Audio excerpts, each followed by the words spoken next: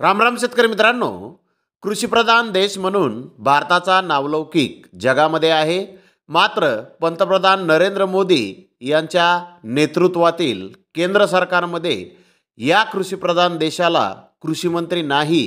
त्यामुळे कृषी हिताच्या निर्णयाकडे केंद्र सरकारचे अक्षम्य दुर्लक्ष होत आहे, अशी टीका करत यवतमाळ जिल्ह्यातील शेतकऱ्यांनी थेट पंतप्रधान नरेंद्र मोदी यांना प्रशासनामार्फत निवेदन पाठवून देशाला कृषीमंत्री देण्याची मागणी केली आहे.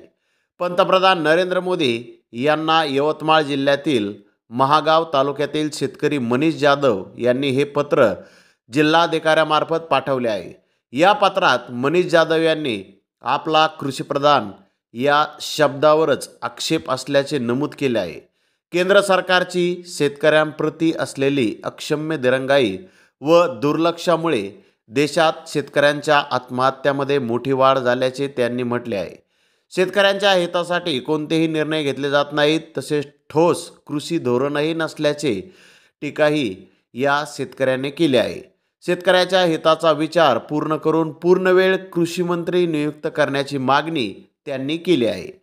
यासोबतच शेतमालावरची निर्यातबंदी उठवून आयात शुल्क कमी करावे, शेती बंधनमुक्त करावी, केंद्र सरकारचा हस्तक्षेप कमी करावा, साठवणुकीवरील बंदी उठवावी, वायदे बाजारावरील बंदी उठवावी, अशा विविध मागण्या शेतकऱ्याने पंतप्रधान नरेंद्र मोदी यांना निवेदनामधून केल्या आहेत. राज्यातील शेतकरी विविध अडचणींना तोंड देत असल्याचे पत्रात म्हटले आहे. नापिकी, नैसर्गिक आपत्ती, कर्जबाजारीपणा, उत्पादनातील घट आदी कारणांनी आर्थिक विवंचना वाढल्याने शेतकरी मानसिक तणावाखाली असून नैराश्यात आहे. यावरही तोडगा काढून हमीभाव देण्याची मागणी या निवेदनातून करण्यात आलेली आहे. तर धन्यवाद मित्रांनो, आपण माझा व्हिडिओ शेवटपर्यंत पाहिल्याबद्दल. व्हिडिओ आवडल्यास लाईक करा, शेअर करा.